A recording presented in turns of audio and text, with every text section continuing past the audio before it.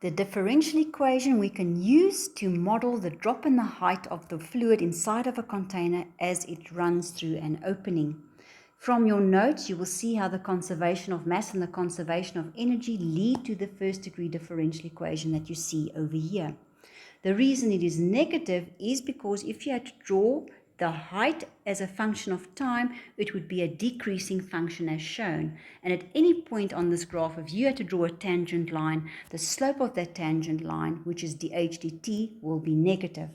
The other factors that influence the rate at which this fluid will drop is the area of the opening through which it is draining, the surface area of the container, as well as gravitational forces. We can collapse all these constants together in a K. Let me just put the negative there. See, I forgot the negative. There you go. So it's minus K h to the power of half. A very, very simple equation, provided, of course, that our surface area of our container is consistently the same all the way as it drops. If you, for instance, have the conical shape that you see over here, then this will not be true. Here you will have to model your change in A as a function of time as well, and you will have to replace this A over here in terms of a function of time, and that will, of course, influence the complexity of this differential equation. So we are only going to consider models where that A is exactly the same all the way down, and we can replace it with a constant. Let's have a look at an example. This is the same example you will find in your notes. A fuel tank is draining with the dimensions shown, and it is noted that initially when the clock starts that the height is 15 centimeters. They also say that the circular hole has diameter 2 centimeters, which already tells you that the radius is 1 centimeter.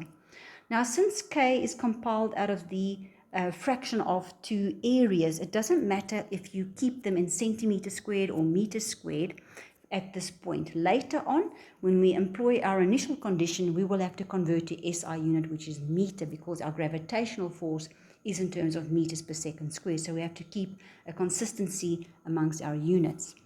But for now, or because it is the ratio of P and the A, I can keep them as square centimeters. So going through all the motions, I calculate that K is 8.69 times 10 to the power minus 3. Going back to my differential equation, there it is. I can now continue to separate variables. This is very simple. I multiply right through by h to the power minus a half and dt.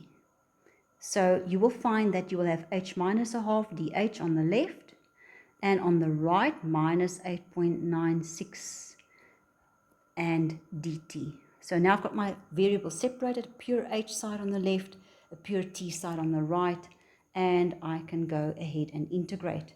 H to the power minus a half, a good trial function I would try here is h to the power a half.